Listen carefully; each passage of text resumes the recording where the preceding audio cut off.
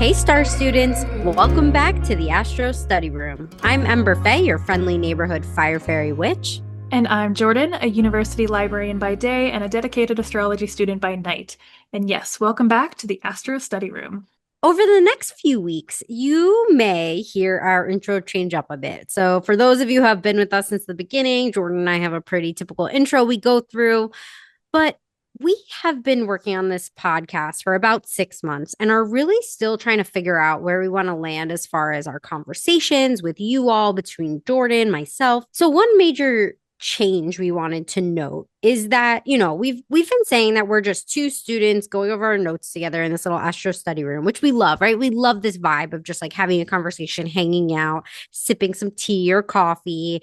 But I just want to point something out that many of you may already be thinking, many of you may already know. Jordan is a freaking badass astrologer and has so much information to share with us about astrology in general. And me, as a little eclectic witchy queen over here, I use astrology as a tool in my craft, but I haven't necessarily studied it as deeply as Jordan. And after our conversation with Elise Wells in our last episode about the intersection of astrology and witchcraft, well, it really got Jordan and I talking a little bit. So something, that we've been talking about is how we want to broaden our scope a bit and play to our strengths. So yes, I bring a lot of the astrology to the conversation, and then Ember brings the deep spirituality interest that she has. And it's interesting because we've talked about before when I was originally going to do this as a solo podcast, that it was, it was going to be the Astro Study Room. It was going to be kind of what it has been. And when Ember agreed to join, I don't think I said that, I don't know if I've said this on the show, but we talked about it in a conversation that my intention,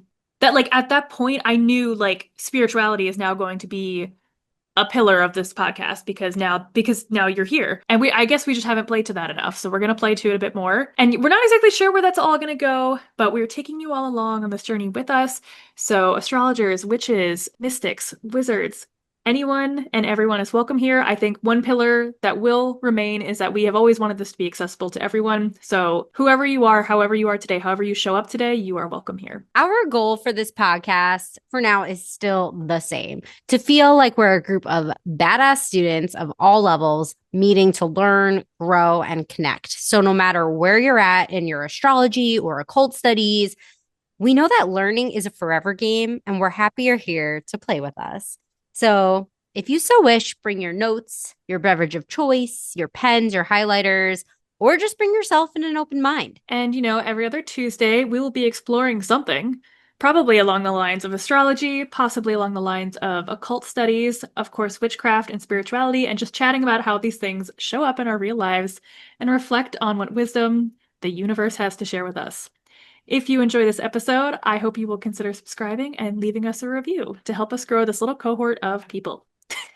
We are jumping into episode 18 to get to a topic probably many of you have been waiting for, since we've referenced it so much a bit on here during our astro weather and our conversation. So, Jordan, what are we talking about today? We are going to be talking about the houses, and depending on how long this goes, maybe this will turn into 2 episodes. We'll see. Right now I feel like we'll get it all in one, but we'll see. So I know we're talking about the houses.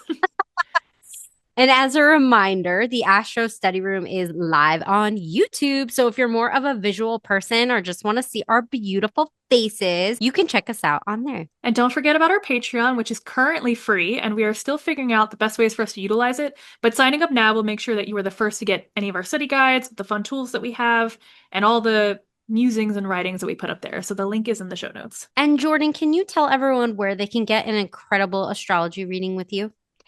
Yes, I do natal chart consultations and solar return consultations and cosmic check-ins where we can talk about any current transits going on, or if you want dedicated time to ask about any placement in your chart or any of the specific transits. The link to book a consultation is in the show notes.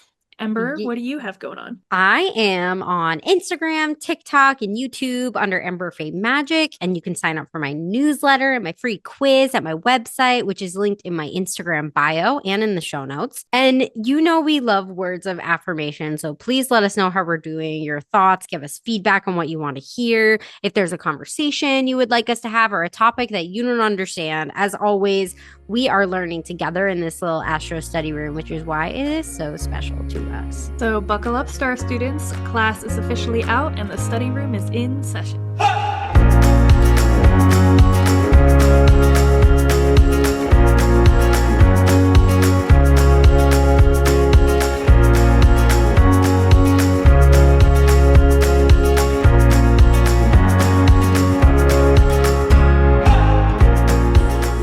Jordan, want to get into our current astro weather?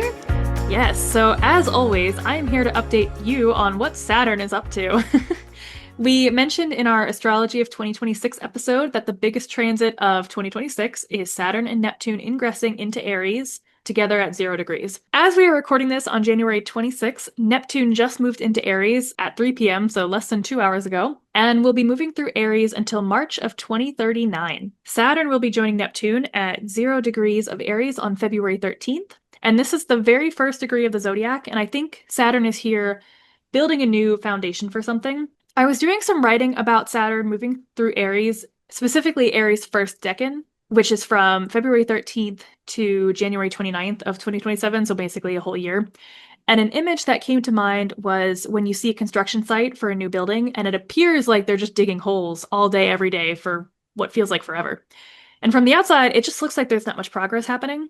And then one day you drive by again, and suddenly there's a whole structure there. That's so true. Yeah.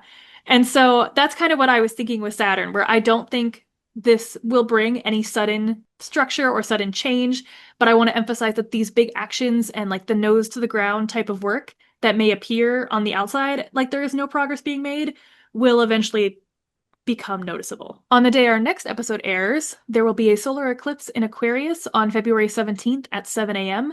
We talked about what we think this might mean for the United States in our Astrology of 2026 episode. Now look in your own chart and see if this eclipse is activating anything for you. This will be at 28 degrees of Aquarius, so look to see if you have any planets in the late degrees of Aquarius, or the late degrees of Taurus, Leo, or Scorpio, and maybe even Libra or Gemini. And so, Jordan, if they do, if our listeners do have something, at one of those degrees, what does that mean? Like, what should they expect? It definitely depends on which sign it is and then which house it is in, and hopefully this house's episode will help you with that. Yeah. What I would say is prepare for something. Prepare for, because eclipses bring shifts. So prepare for some kind of change. All right. And I really liked what you said, that metaphor with Saturn and the building. That clicked with me so hard. And I I know, do right? think, I was like, yeah, this is amazing. Something about me and Saturn in these visuals. I love it. It was so good. And I really, it's so crazy to think that with Neptune moving into Aries, that like we just saw Neptune and Pisces for like the last time in our We will lifetime. ever see it, yeah. Yeah, that's so wild to me. So tell us about our local weather. So, as we're airing this episode, we had the last full moon on February 1st at 5:09 p.m. And that was our full moon in Leo. And it's currently the third today, but the moon is still pretty full. The moon is in Virgo right now, but we still sometimes feel that like energy resonating from the full moon a few days afterwards, especially when you go out and look up and you're like, it's a full moon still. So hopefully it'll still be big and beautiful. But the energy you may have been feeling this past weekend really is that like Leo fire. It's the manifesting confidence and bravery and embracing your authentic self. So if you haven't yet, I still think it's totally valid to go outside and dance under this moon. Or if it's super cold by you, which has been the case for us for the past few weeks, blast some music in your house. Open up a window, like the blinds. Maybe don't open up the window if you are heating Do your it. Open up the window. or open up the window. Have a dance party and just manifest with this energy and power. Get your blood moving. Something that can be really hard to do in these cold winter months, but really important for us to like kind of feel that fire and that heat. And so, if you haven't already honored this full moon, this is your sign. Go do it. Yeah, and typically Ember will talk about the lunation before it happens, but I actually kind of like that this is a few days after because now you get the chance to reflect and sort of more authentically see if you felt aligned with the lunation. Yeah, I love that. If you feel so called, maybe like journal a little bit on how you were feeling this past weekend and see if it aligns with some of that Leo energy. Also, potentially, maybe you don't feel like the fire of Leo. Maybe you're tired during like a Leo full moon. It's something that's really interesting that we've talked about before to be able to like reflect back on in a year to see if that energy level stays consistent throughout. Yeah. And there is a lot happening in Aquarius at this time too, so around the sun opposing the moon. So if you're feeling Aquarius energy too, that is also valid. Whatever you're feeling is valid.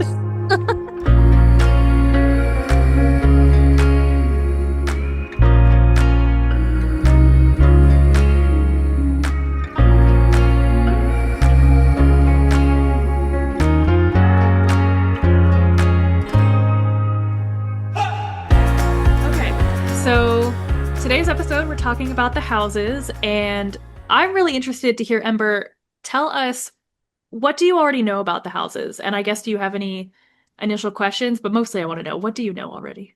So I know there's 12 houses, and in the way that I've learned it in the past, each house is ruled by a sign, and essentially each house kind of represents a different part of like our life or our existence, and that the houses are important because we can look at them and get an idea of where the planets are positioned in these houses at the time of our birth, and then we make interpretations, spiritual, not interpretations, like spiritual, yeah, no, we make interpretations from that. It's interpretations. Yeah, I think like their houses are also ruled by elements, maybe too. Like each house may have an element, and that there's also something, I don't know. I've also like heard something about angular houses and stuff, but I have no idea what that means. Yeah. Oh, I love that. Yeah, I think you've got a really good foundation to it. I This is really nitpicky, but one thing I do want to say is you said a house is ruled by a sign. I see it more as like a house is occupied by a sign and it's the planet that rules. Which I think you also, yes, a planet rules a house and the sign occupies the house. There are 12 houses. I love that you brought up angular houses. So there's angular houses, succedent houses, and cadent houses. And the angular houses, you don't have to remember all of this, are one are 1, 4, 7, and 10. And these are like the pillars of your life. So very, very quickly, first house is you, fourth house is your family, seventh house is your spouse, 10th house is your career. So those are the things that like we all supposedly have kind of thing. The angular houses are the ones that are just most active in our lives. The succedent houses, which are 2, 5, 8, and 11, so the ones right after the angular houses, Oh, can I the, guess? yeah, Okay. So you said, what was it? Two. 2, 5, 8, and 11. So the ones right after the angulars. Does it have to do with like others' influence on you? No, I'll be honest, I think this is going to be pretty hard to guess. Okay. But you could totally go for it. I Um, don't think I would pick up on this pattern. okay. Okay, tell you. It is like the building. It is the culminating of something. So they're seen as Yeah, weaker. Yeah, I know. I wouldn't have gotten that. Yeah. They're seen as weaker than the angular houses as far as like how prominent they are in your life. If you know modality, think of cardinal as angular and think of fixed as succedent. And then we have the cadent houses, which would be like the mutable. And the cadent houses are 3, 6, 9, and 12. And these are the houses where something is falling away. These are the weakest houses. They're kind of the houses that are gearing up for a new change to be established with the next angular house. So that was really fast. You don't have to remember all of that. I just love that you brought up angular houses. It's so interesting. I still don't super understand that, like the gearing up. What was the third one? Cadent houses. Cadent houses. Because like a cadence, right, is like I like that you said gearing up because that's kind of like a cadence, right? Like a steady Yeah. movement forwards. But I guess are the houses kind of like a story? Like when you say like they're gearing up for the next one, like what does that mean? I do. Like I think, we all learn things through stories, so there are definitely stories like this. I think this is something we'll talk about through the houses because there's another thing that we're not going to go into today that is primary and secondary motion. And this has to do with the planets and the signs and how everything moves. And it's kind of complicated, or at least I think it is. And in the conversation of houses, this is basically how the houses go back and forth into each other. So how does the second house influence the third house? And also how does the third house influence the second house? And then how does the second house influence the third house? And the second house influence the first house, and so on and so forth. And so there is a story about how each house interacts with its neighbor, and then also interacts with its opposition, with its trine, with its square. Not so much its sextile, but What you were saying, Jordan, about the that each house, no, each sign occupies a house. hmm. Okay. Um, absolutely that changes. I think what I was thinking of is something that I don't think you necessarily subscribe to is that like the first house is related to like Aries and the Oh second house is yeah, related. natural No, houses is what it's called. natural houses. It's so funny Yeah. because when I've like the natural houses seem so obvious and clear and like a pattern to me. And we can definitely maybe as we go through each house, we can like we'll see if that like comes up in the conversation. But I don't know. It just makes a lot of sense. So that's what I was thinking about when I said that. That like I guess each house is ruled by a sign. I guess I was thinking of the natural houses, like that they were like ruled by that sign. Yeah. Your face looks upset. No, I was turning my phone on Do Not Disturb. Oh, I'm like, oh no. Oh, no. I think I've talked about this before, but as I get more into astrology and as I study more of it, I just find I just get deeper and deeper into my love for traditional astrology. And that doesn't invalidate modern astrology, but I think it's hard to find a way to talk about this that isn't negative because I really don't want to be. Because I do think, like, if something works for you, go forth with it. And as long as you are not harming anyone, and I don't think anyone really is with natural houses. Yeah, I think like it's interesting. It just feels like it comes up with like the pattern recognition again. So when you're talking about the planets and you're talking about like the outer planets, I kind of see where things can get a little weird because it feels like it's just, I don't know, it's like we discovered these planets and had to find somewhere for them to fit. So I can kind of see that.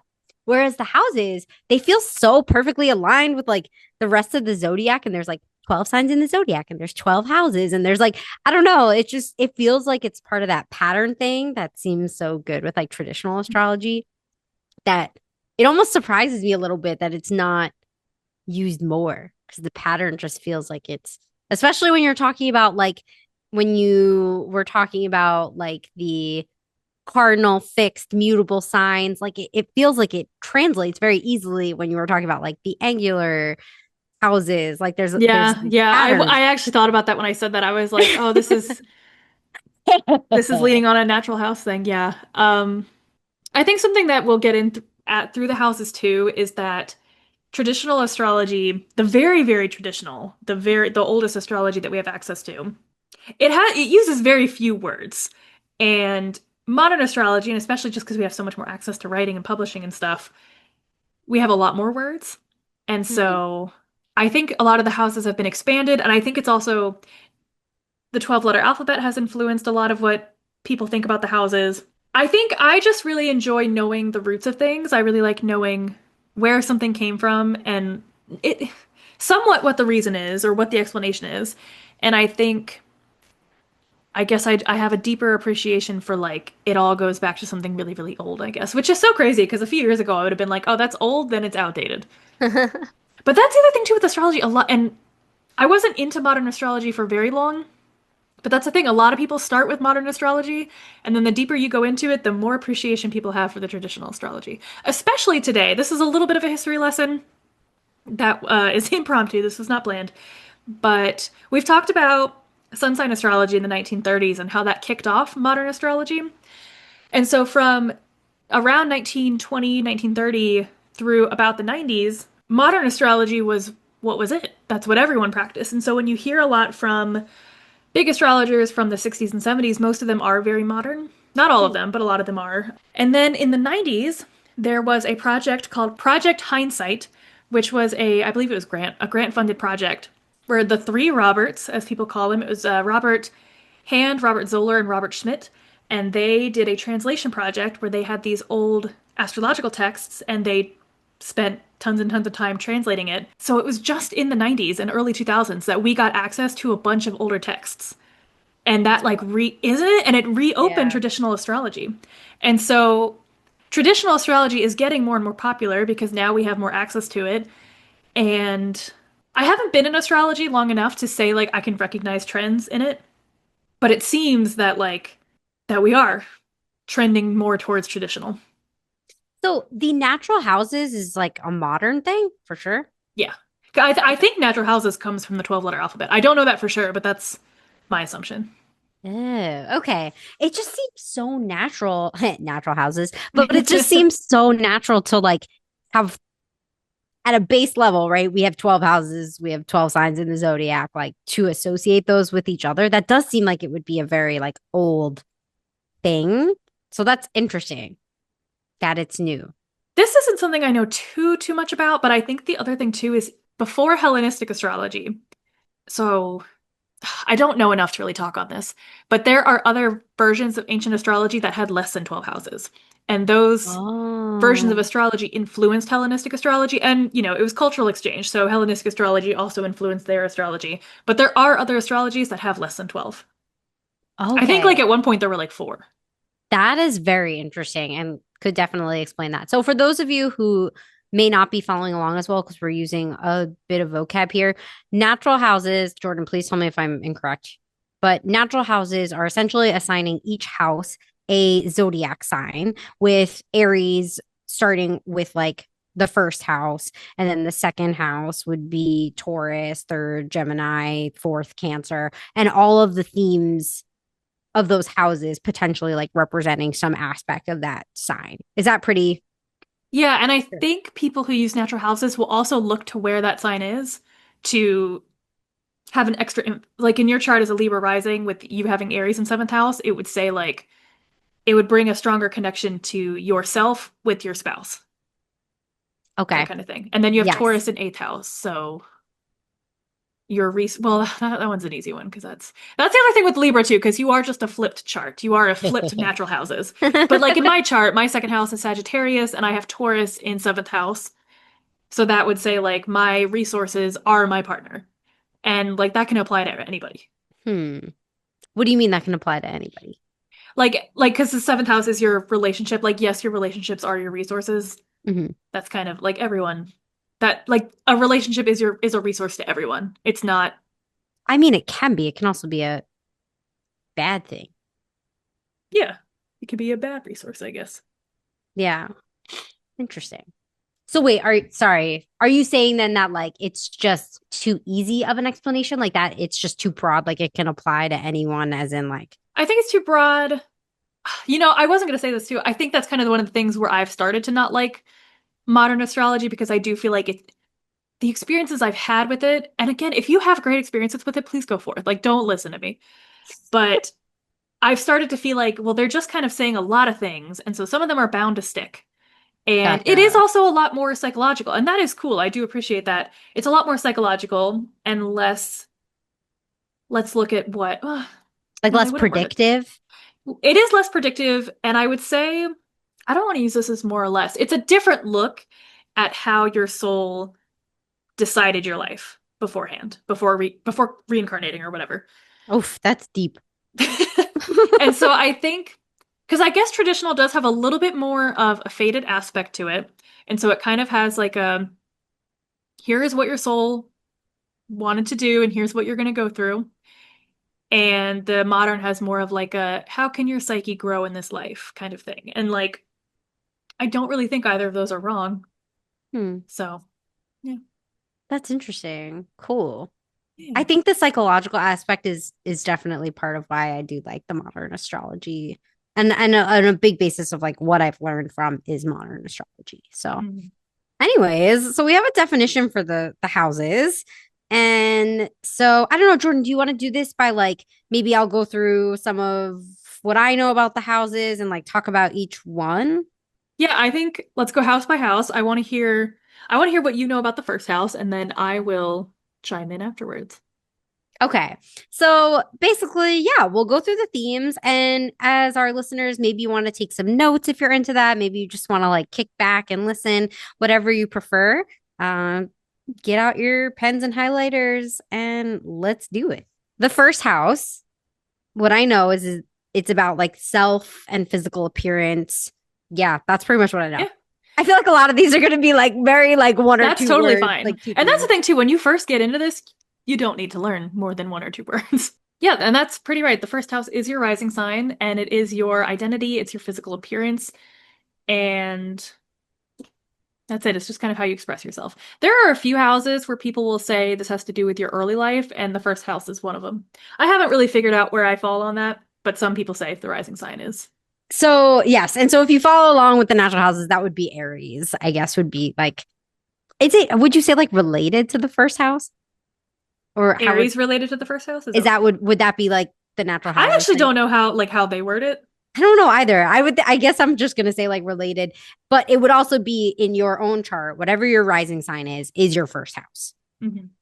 That's why your rising sign and your time of birth tends to be pretty important to know because it influences the entire rest of your chart. Yep, yep. So what do you know about the second house? The second house is money and resources. Yeah, and I think those are the biggest two words you need to know. The second house is it's our money, it's our bank balance, it is our income, it is our attitudes towards the things that we own, so our possessions, and yeah, just our resources in general. And so thinking about the primary and secondary motion, the first house of self, you move into what you need, which is your resources. We didn't talk about this earlier either, but the chart is set up into hemispheres and quadrants. So these first three signs are in quadrant one, and these are the private self, these three houses. So the second house of money and resources, these are the things that are yours. They are doesn't literally mean that they're hidden, but they're private to you. You own them individually. Oh, I didn't know that. That makes so much sense. Yeah. Um, and so money, resources. Do you associate houses with elements? Like each house is related to an element, like the first one is fire, second, or is that also natural houses? That's natural houses. So for our second house, and that would be in natural houses related to Taurus or the earth element, which I do think kind of like plays nicely because we're talking about resources like material things, and that's pretty earthy. Taurus do be liking their resources, their thingies. We do like having things.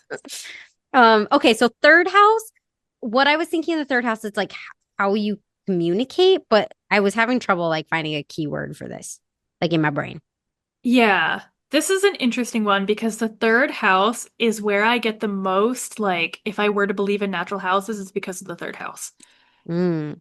So traditionally, I think the third house was your siblings and your cousins and your, I think like your local travel. So it was like your town or the village that you lived in. Today, we look at the third house as your early education, so like grade school. It's still your siblings and cousins. It is communication, so this is speaking, reading, writing, and it is your local surroundings, so it's the town that you live in. I would say, to me, I use the third house as anywhere where you could travel to and back in a day. Um, Oh, okay.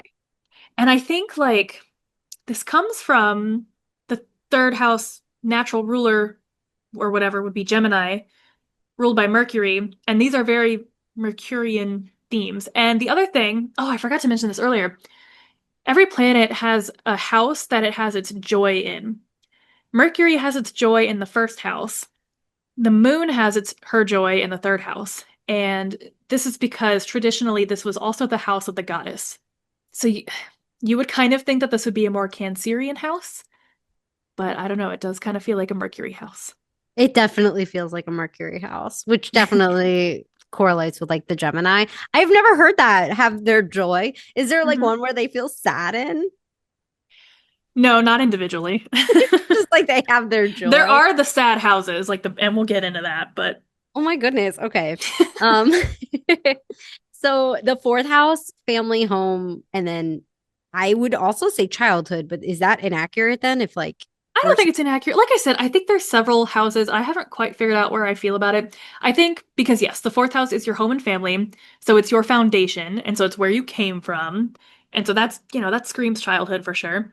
This is where you can see your parents. There is debate on whether the fourth house is your mother or your father, and then vice versa if the 10th house is your mother or father. So sit with that. Right now, I think the current leanings are that the fourth house is your father. So do with that what you will. This is your lineage. This is your ancestors. I think this is also rules your retirement years. And yeah, just wherever you're living. Hmm. Okay. And then that would be your Cancerian themes. Your Cancer Mhm. would be the sign that I don't even know. I keep saying like in conjunction, related, whatever that connection is with the natural houses. That is your fourth house. Okay, so five. Here's Uh, where some of our debate's gonna start. okay, yes, because I definitely associate five with like creativity and pleasure. This is like your Leo. So that fifth house is like fire associated with creativity. Yeah, I don't disagree with any of that. Traditionally, the meaning of the fifth house is your children. And then it is pleasure. So children and pleasure, fun, games, sports, vacation, romance, casual dating, gambling, risky situations, and just anything that you enjoy. Venus Casual has her, sex. yes, I would say sex in general, which is where the debate is going to come in. I think sex lives in the fifth house. Venus has her joy in this house, and I think that is where the sex connection comes from. Sex or pleasure. I mean, Venus is also pleasure, which doesn't necessarily have to be sex.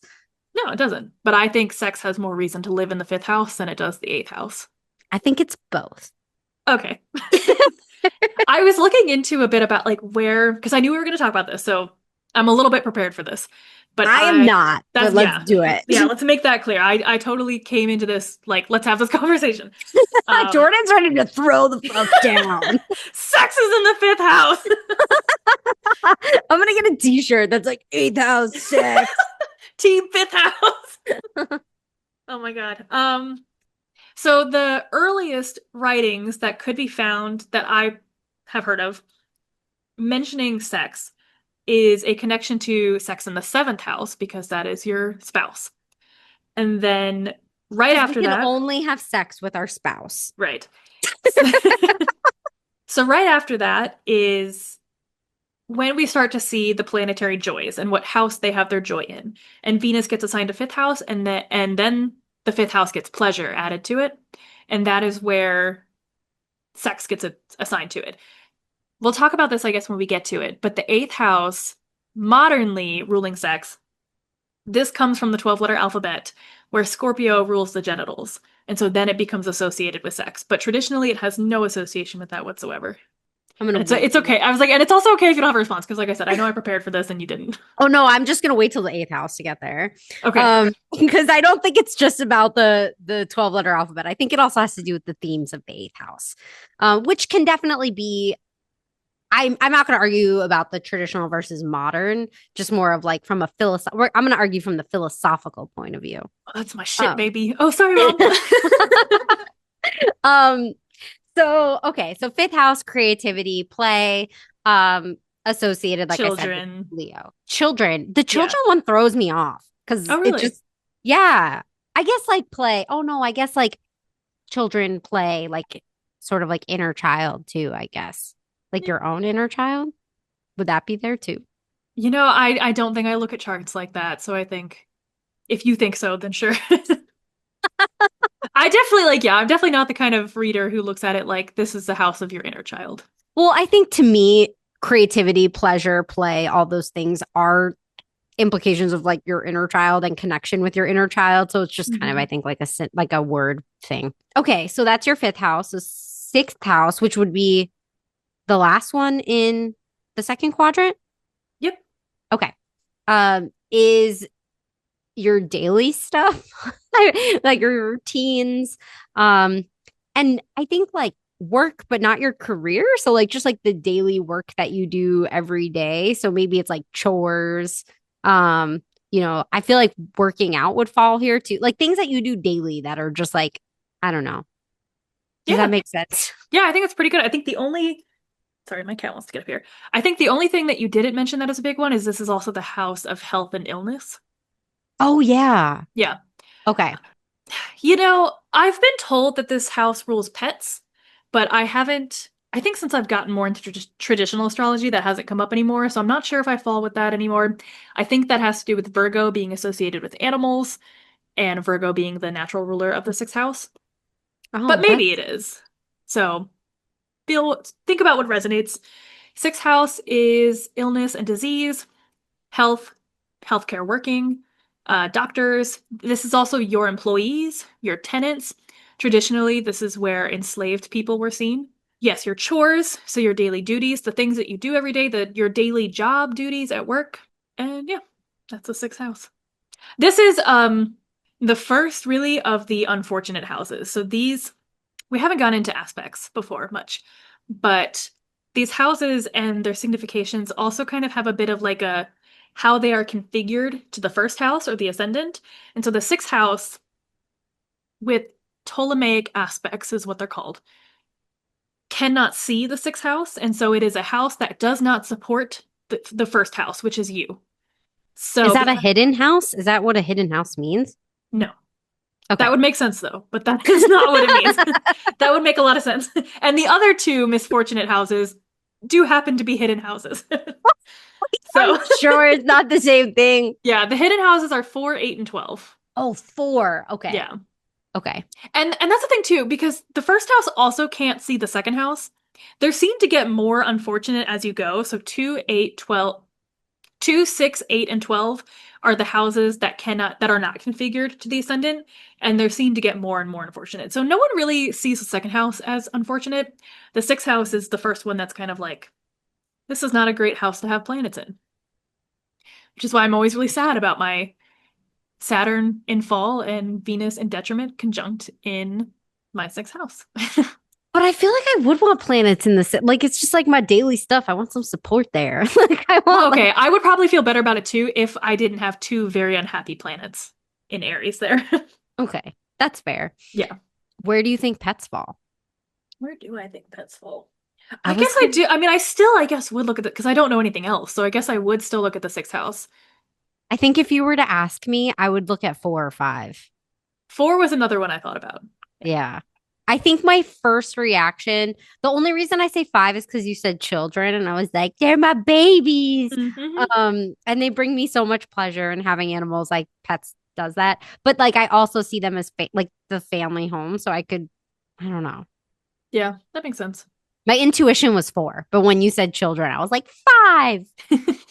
Okay, so 6. So that's the end of our second quadrant. We're going into our third quadrant. What does that mean, Jordan?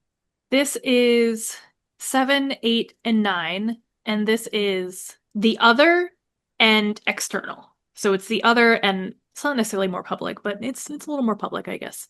Other Okay. and external are the two words. Okay. And so the seventh house, I feel like I know quite a bit just because we've talked about the seventh house so much. But it is associated with marriage, partnerships, commitment, contracts, and business partnerships as well. And I know, so natural houses, it would be associated with Libra and it would be more of like an air sign. Did I forget anything? No, I think the only thing that I thought of with the seventh house is it also rules your enemies. Oh, Specifically, the it enemies. does? It does, yeah. Enemies to lovers. That's so bizarre. It rules marriage and your enemies. Yeah, I know. I know. Sometimes there's a part of me that's like, man, astrology was just designed so you could say yes to anything. I mean, it kind of feels like that. Although it makes me feel like it's, that saying that like there's a fine line between hate and love. I Yeah. mean, right? Like it's that fine line. Like they fall in the same house because it's the same emotions, just really intense one way or the other. Yeah, and seventh house specifically is the enemies that you are aware of, so you know that these people hate you. And Oh, I guess you hate them too or whatever. But yeah, this is your I like to call it the house of spouse because it rhymes. But yeah, I call it the house of spouse. I like to say this rules close one-on-one relationships. Traditionally, that was marriage. I think that's a bit outdated. I know there's a whole thing too, and this is something people still talk about because they say that the seventh house rules contracts and that marriage is a contract. And so I've heard, I mean, people today, some, not all, probably not most, some modern astrologers today still say that the seventh house doesn't include your partner until you have a marriage certificate. what? I don't Yeah. like that. Because it's more about, because some say it's more about the contract and more, so, because the other thing too, once you get married and get divorced, and if you get married again, a different house rules that second spouse. And so the idea is that that the seventh house doesn't rule your spouse until you are married. But I do think that that's pretty outdated because like we get married a lot slower than we used to. But like I think about it like me and Brendan who have been together for 8 years. The fifth house is like your casual dating. Like we're certainly not casually dating anymore, kind of thing. That is super interesting. I wonder if it has to do with like I think it's very interesting. Like I agree that it's 100% outdated as far as needing like that paper contract, but I do think relationships in general, especially intimate relationships, whether that is with a business partner or that is with a person who is a partner, right? We have these sort of like unspoken rules, these unspoken contracts and boundaries with each other, that even though it's not like on paper and like here's the contract, we make commitments in our relationships. And so that, I guess, in like an old school way, can be seen as like we make contracts with each other. That doesn't necessarily, I think that idea of it having to be a marriage license is just taking the words too literally. Yeah.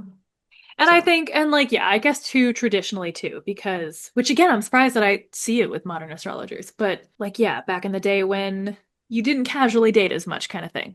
yeah, that's so interesting. And so Libra here, I don't know, Libra here makes a lot of sense to me because Libra is definitely a sign about relationships and connection. So I see that as far as the commitment, the partnerships, that kind of thing. So, okay, house 8. So this Yep. is one of the hidden houses. Yep. And this house I associate with death, taboo, transformation, the occult, and kink tend to be the things that I put here. I will say that like the hidden houses definitely I think it's interesting 4 is a hidden house. I don't super understand why. I don't actually know the answer to that. Yeah, like what is the definition of a hidden house? They're the houses that are more secret, where things are less public and less known. Oh, I guess so it's like family home. It's like Yeah, theoretically it's home is behind like your doors kind private of life. thing. Okay, that makes sense. So yeah, the eighth house definitely is one that is hard for me to grasp and like put into words, but I do feel like I have a super deep connection to. I don't even know. Do I have anything in my eighth house? I don't think so. I don't think so either. That's your Taurus. Do you have any Taurus placements? I don't think so. No, right? No. Okay. And it's I have two associated. planets in the eighth house. No, it's associated in natural houses with Scorpio, so a water sign, and I really like the idea of transformation associated with Scorpio. I think it'll be fun when we do the zodiac deep dives to like learn more about them. Um, I am excited about that. Yeah. yeah, and I think this is where the conversation between I so I laugh that I'm like sex is in the eighth house. I truly think it depends on like what kind of sex you're talking about. I think if you're talking about like self pleasure or like you're talking about casual sex or um I don't know, not like deep intimacy. I think intimacy falls into the eighth house, whereas 5 is more of that like superficial, casual kind of vibe, which I guess is now being like reaffirmed when you say that it's also like casual dating. That kind of like reaffirms my thought of, okay, also casual sex. And I think the eighth house includes like kink as well. And so these deeper explorations of who we are and these experiences that may be like transformative for us. So I think if someone were to ask me like, can you tell me about my sex life? I'd have to ask them a lot of questions about like what exactly they want to know. Okay. So I sort of pulls out my rebuttal. Okay. So yeah, so we said like I think this is the one that we disagree the most on. Who cares? Um, Traditionally this house rules death and like other people's money. So this rules debt, taxes, inheritance. It is your partner's money. This has to do with loss and grief. This house has also been connected to the occult before. I tried to look into like where that stems from, and I didn't really find anything too specific other than the fact that like it has the connection to death. And so a lot of occult studies deal with death, but occult studies also deal with things outside of death. So I think you can find Mhm. occult in other houses too. Yeah, I could buy that for sure. Because Yeah. again, it depends on the, like what aspect of the occult you're talking about. Yeah. Like if you were talking about ritual, I would probably put that in the sixth house. Yeah. Or ninth house, yeah. I say that this house rules fear and anxiety, and the eighth house has had some connection with like psychology, and like I said, like I personally think that's more of like fear that comes in with like the psychology. I like if someone asked me about their psychology, like I would look at the whole chart. I wouldn't look at just the eighth house. Agreed. I agree with Yeah. that. I definitely think kink is in the fifth house. I don't put taboo.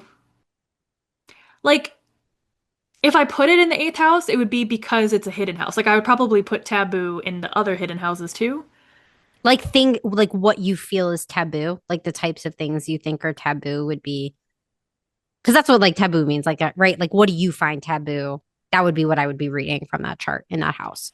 You know, as I think about it too, I think like the type of astrologer that I am, I don't know if anybody would come to me and say and ask me the question, what does my chart tell me is taboo? Or like what like that just I just don't think that I would attract those kind of people. And so what it like how taboo shows up in the chart is not something I have studied at all. And I'm trying to think like how could it show up? And I think it would be like I think I would look at planets that are weak. I would look at planets that don't have a lot of support and then think, do you feel like the I would then ask like, do you feel like this is taboo kind of thing? Yeah, I think that's fair. I think the way I would use it, and again, I don't read a lot of charts, but like for my own chart, and I can't remember, we've probably talked about this before, where like in my eighth house, it's Taurus, right? Which is a very like material, resource driven, like sign. And so for me, what do I find taboo and out there? It's like, um, the things that I don't like to talk about necessarily. Money is definitely a big one. Resources and like admitting what I have in my life is like also feels a little bit like too much to talk about. It's weird. It's like the material side of things. And I don't know if that comes from a place of like just not having a lot of that stuff when I was younger. Also then I take that right and I utilize that in a way that, I dance for money. Like I literally dance for resources, right? Like I get money thrown at me on a stage. So it's like taboo and transformative and like I don't know. So that's kind of how I associate that, right? Whereas if I had my eighth house in like I don't know if I had my eighth house in There's 11 other signs. You can pick I one. know, I know, I know. I was trying to think so I could like get an I have my example. eighth house in Gemini. Okay, so eighth house in Gemini, maybe for you, it's like talking during sex or like communication can be maybe even like a little bit taboo in the sense of like having deep emotional conversations of intimacy like that communication level that like deeper level of communication can be feeling like a little bit taboo and like overrated or talking can be kinky. That's like how I would use it, I guess. That would be my interpretations. Oh, I was just gonna say it, and this is just me like going off the cuff. Yeah. I think thinking about your chart where you have Scorpio second house in your houses of resources and the ruler of that house in Virgo in 12th house in a hidden house, which I would also consider just as taboo as the eighth house. To me, that is how I would explain how you feel about money. And then, yeah, I think that's one way to interpret it.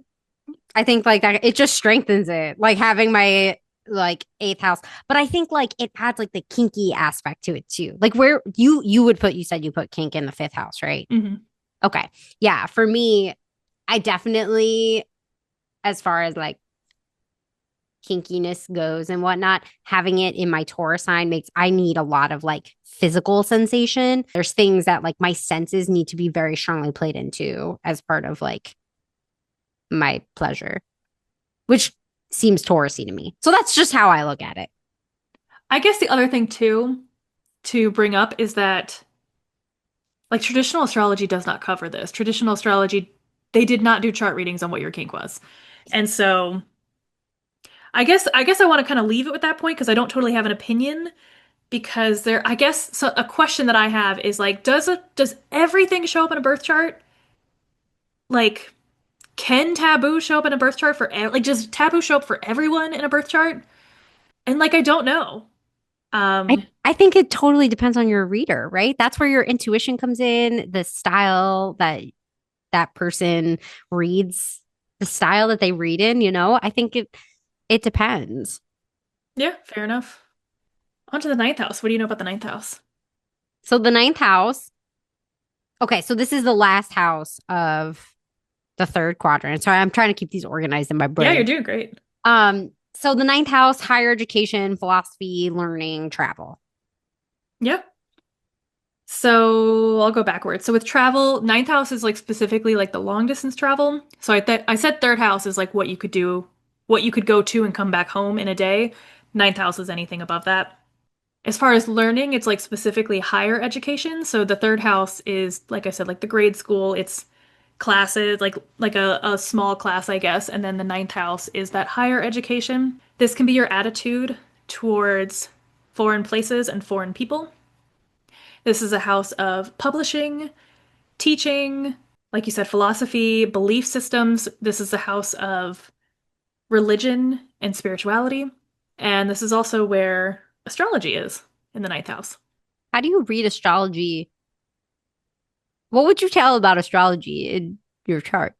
In mine specifically, Or like anybody's, like what does it tell you? Like, is it like your about your interest in astrology or about like I think it's more of like divination. That's been my take on it.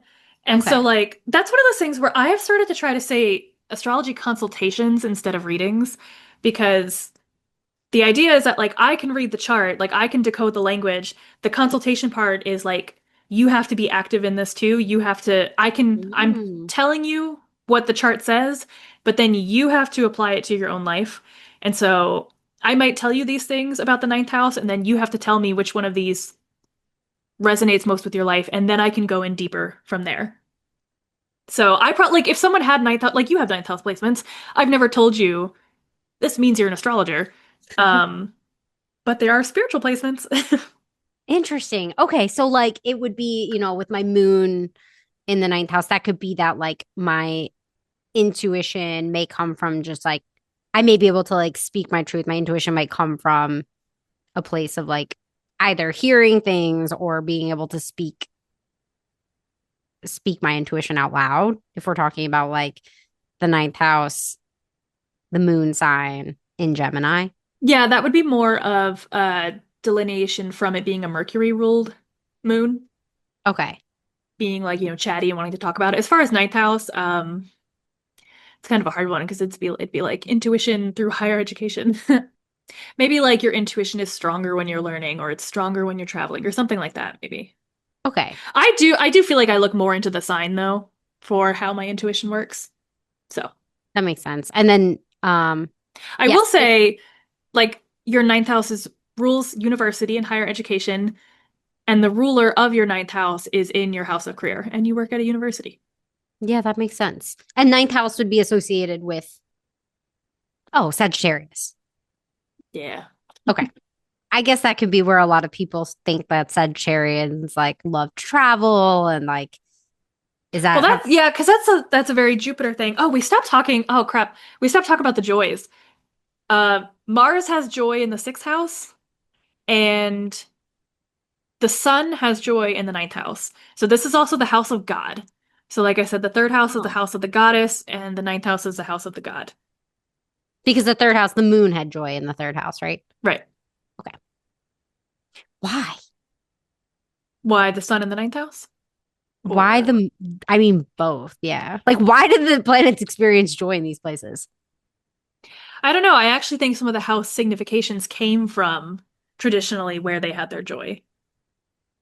I've heard some explanations. Like I said, Mercury's in the first house, and I know that has to do with like we haven't really talked much about sect, but Mercury is neutral when it comes to sect, and it has to do with whether Mercury was rising before or after your sun to determine whether it is diurnal or nocturnal. You don't need to know all that. But the first house is the house where it can be either, kind of visually. It could be either. It could be a day planet or a night planet. Third house, all I know as far as why the moon rules there or has joy there is because it's the house of the goddess. Fifth house, Venus, pleasure. Sixth house, I think it's because sixth house also rules accidents and, like I said, illnesses. And Mars being a malefic is like, rock on. We love accidents. Feel like Mars is like the to-do kind of planet. Like it's like the Uh-huh. doing. That's So a good one too. Yeah. yeah, Mars is active, takes action. yeah. Um, the sun in the ninth house, I think it's just because it's the house of God. Yeah, that's all I know about that. Okay. And now we're entering our last quadrant.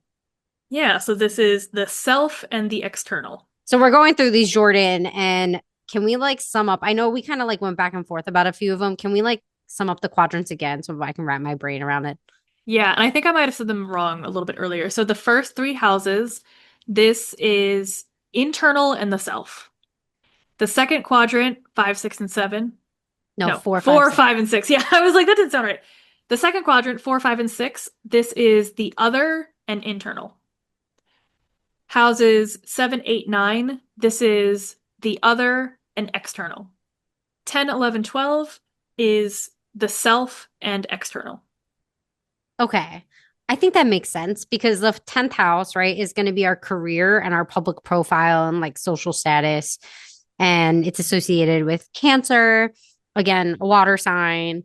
Um, This is a Capricorn. Yours is oh Cancer. my God, Yeah. that makes a lot of sense. Earthy. And okay, so we're saying this is self and external. So Yep. how like self is viewed by others. Okay, yeah, I see that. Yeah, I think you got it. Yeah, this is your career, your vocation. It's your legacy is in the 10th house. Oof. Um, this is how you show up to the public. So celebrities, you would look a lot to their 10th house to see how the public views this celebrity. I said earlier that it's debated which parent it rules, but most people right now, I think, view the 10th house as ruling the mother. 10th house is your boss, your employer. Yeah, that's it. That's the 10th house. Okay. And then moving on to the 11th house, community and friends. And I see the friends as like, I don't know, not those intimate. I think, something we didn't talk about with the seventh house is that I do think there are certain friendships and partnerships that fall under that house. And I think I it's like, agree. yeah, those like deeper friendships. I mean, I think you and me would fall under the seventh house for sure, not Yeah. just because we're like partners in the podcast, but like, and so I think of friends in the 11th house as like your circle of people that like surround you, and the same with the community. And so that would be um Aquarius. And so air sign. Yeah. Yeah, I think that's a great way to put it. I think what I tend to say is the seventh house is the friends that you would have deep, intimate conversations privately with. And so like I think of that because like, we all have our group of friends, but there are some people in that friend group that we wouldn't necessarily go hang out with alone. The seventh house is the people that you would go hang out alone with. Yeah, that makes a lot of sense. Yeah. So the 11th house is generally just groups of people. It is sport teams, it is networking. Sports is in the fifth house, but the sport team is in the 11th house. Our coven is an 11th house topic. Um, I've debated where this goes. I have seen in a few charts that I think the 11th house also rules like people's church community. Now, church itself would be in the ninth house, but I guess the people you meet through church would be the 11th house. I think that makes sense. Like Yeah. church, like the actual, you have the institution of there, and then you Hmm. have like the people that make up that. It's Yeah. the same. It's the same as the sports, right? You have the sport, and then you have like the team that makes Right. that up. Yeah. Yeah, And then Jupiter has its joy in the 11th house. it makes me so happy. You're like, this planet has joy here. I'm like, Yeah, there's also oh. joy by sect. That's a fun one. We won't do that. All right. Are Okay. you excited for the Okay. 12th house? Oh my gosh, I do not understand the 12th house. I'm like, I don't really, is it like endings, past lives, spirituality? It's hidden. So I'm like, this is why I don't understand it. And we've That's talked about it exactly because, why. yeah, and this is where my Mars is, which really sucks.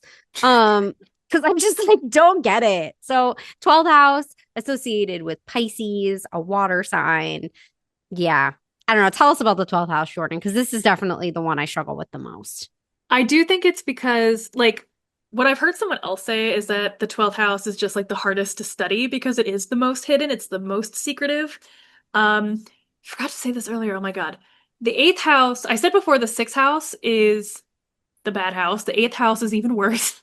The 12th house is the worst house. It is the house of all misfortune.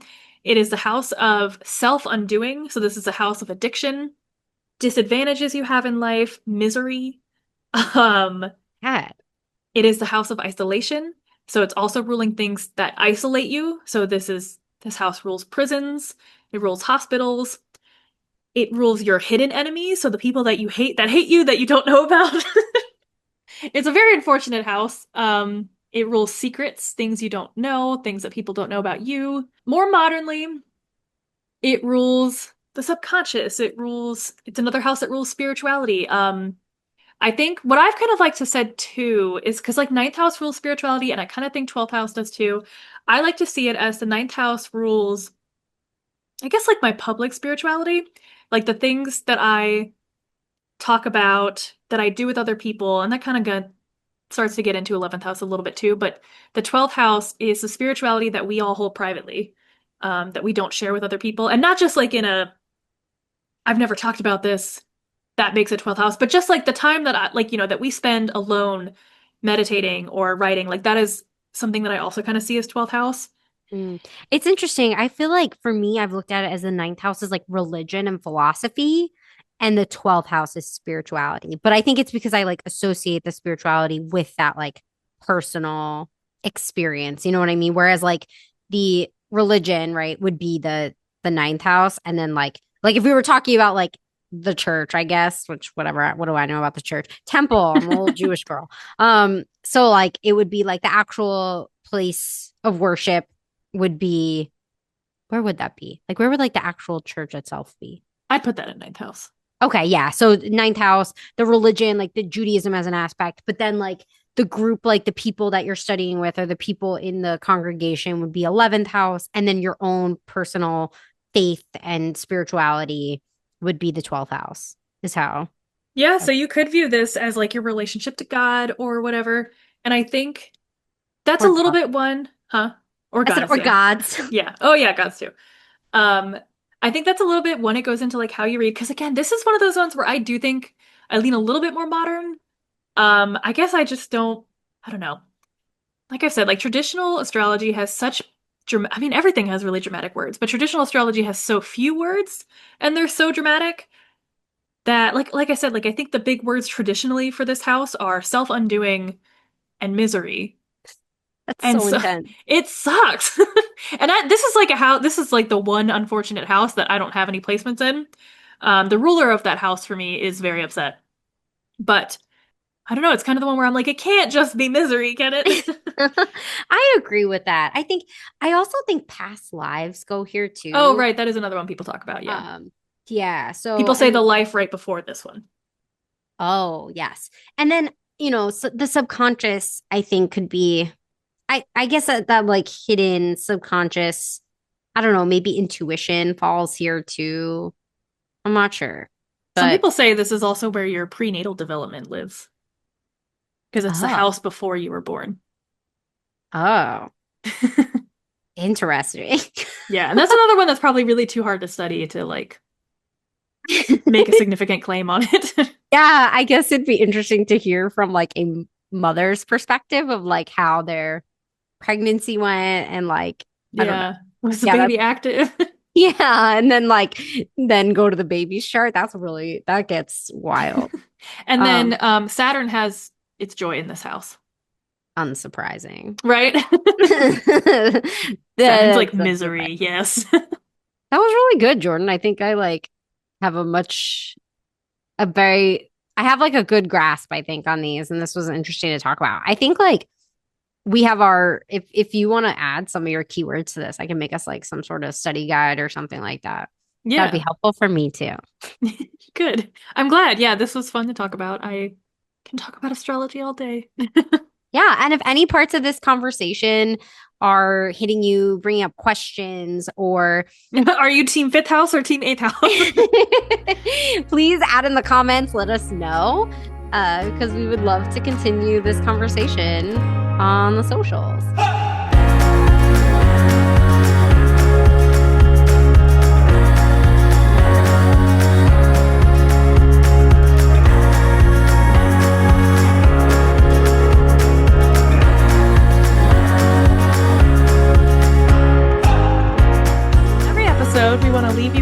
reflect on and something to do.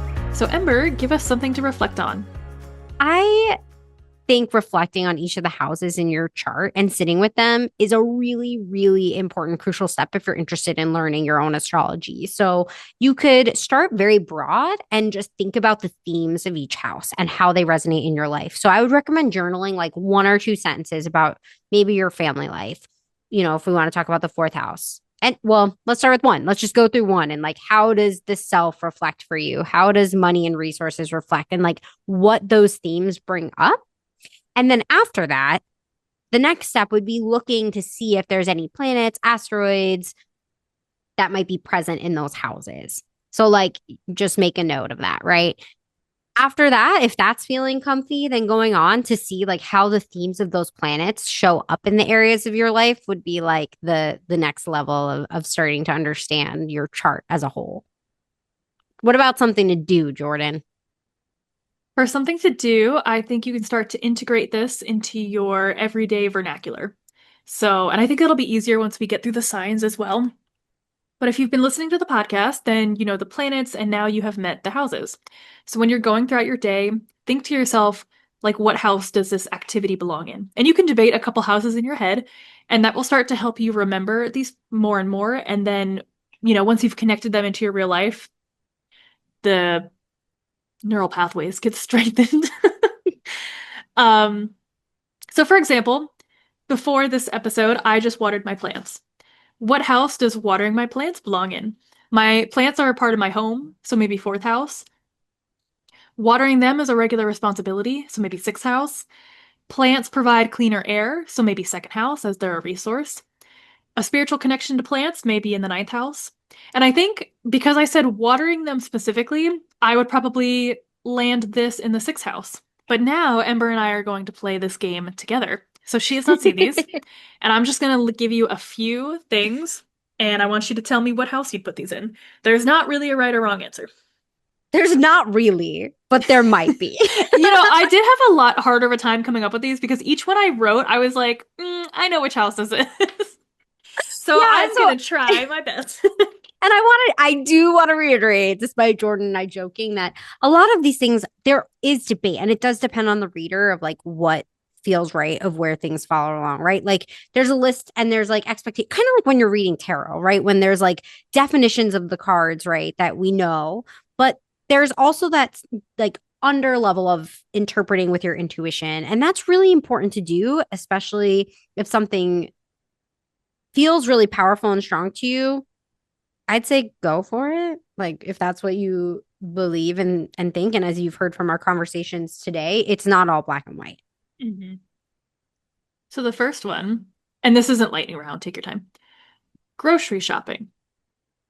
I would put that in the sixth house. Yeah, I think you have to specifically because it's shopping, but like groceries are second house. Yeah, but it's still Yeah, the like shopping part mundane is to like, me. yeah. I'm like, ugh. Um, this one's also boring. Cleaning. Also sixth Yeah. house. Meal prepping. I think I would put that. That's really tricky because like It also feels like sixth house. it does. It does feel like sixth I know house. this was really hard to come up with stuff. I was gonna say six, but I could see it also being like your second house because you're prepping these like resources for Yeah. yourself to get through the week. But sixth house because like meal prepping is also associated in my brain with like healthy. So I'm like, oh, health and like sure. Gardening. Hmm. I think I would put that in like the fourth house because I associate it with home and beautifying the home and yeah. This one I had a few I thought of. It's obviously it could be under chores again, like sixth house. If you're like farming, that would probably be second house, but it could also be sixth house because it's work. Fourth house is a good one. I also thought fifth house, if you're doing this, is like this is a hobby that you love to Oh do. yeah, yeah, for Yeah, sure. I mean, it could even be if it's part of your spiritual practice. right? Yep. Could be what that would be ninth house or 12th house. Yeah, yeah. Ninth. I would Yeah. say ninth house. Burlesque. Ooh, fifth house. Yeah. I want to add with the burlesque, it's fifth house for me, but for somebody who it's like their career, it could definitely be their 10th. Like actual Yeah, especially if you have like professional. the ruler of your 10th in your fifth or vice versa. Yeah, like 10th house, I think for a lot of burlesque people I know, it would be their 10th house. Um, because it's like their career, their job. For me, it's definitely where I express my creativity and I get a lot of pleasure from dance, and it's not my main job or career. So needed to caveat that. Okay, so this next one does have a correct answer, and I would not expect you to get this. Cool. Your in-laws. Mm-hmm. Would that be your seventh house? No, but it is connected to the seventh house. Your eighth house? No. Your in-laws are your 10th house. What? Yeah. This is another technique where it's called derivative houses, where you take a house and you derive the other houses from it. So your seventh house is your spouse, and then in your own chart, you are the first house. Your parents are your fourth house. Seventh house is your spouse. The fourth house from the seventh house is your 10th house. Oof. Okay, I get it. But that's Good. like, I feel like that's people being really bored and being like, let's do math and like, do. Oh my goodness. Yep. So 10th house is your in-laws. Ninth house is your sibling, like your siblings-in-law. And then Because that's that would also be the where second. that's where the eighth house ruling your partner's resources, that's where that comes from because it is the second house from your seventh house. Oh, that makes sense. Yeah. Even though it's stupid. And then also too with the fourth and 10th house ruling this, I guess it kind of goes a little bit more into like too traditional for today. But the fourth and 10th house ruling your parents, where let's just say the fourth house is the father's spouse is the 10th house. So seventh from the fourth. God, I'm choking now. We Okay. have fun here. Yay.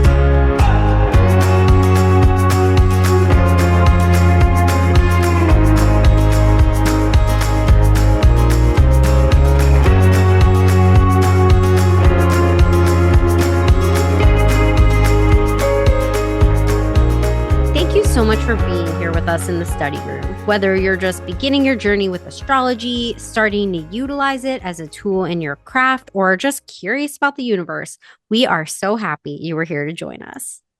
Yes, and if you have any comments or questions, we love hearing from you on our Patreon, and we are loving this process of building a community of astrology like-minded, no, not like-minded, of, I don't know, of students, of friends. Of friends. It's linked in the show notes. Ha ha ha. I was trying to like transition myself to the next line. Okay. This podcast is my practice of asking big questions, uncovering the hidden truths, and creating an accessible space for others to do the same. And I'm so grateful to be learning and discussing things alongside Jordan and all of you. Sharing our second house resources. And I'm so grateful to be learning alongside Jordan in our ninth house and sharing our resources in our second house and diving into what it means to connect with the cosmos. Thank you so much for being part of our journey, and we'll see you back in the study room every other Tuesday.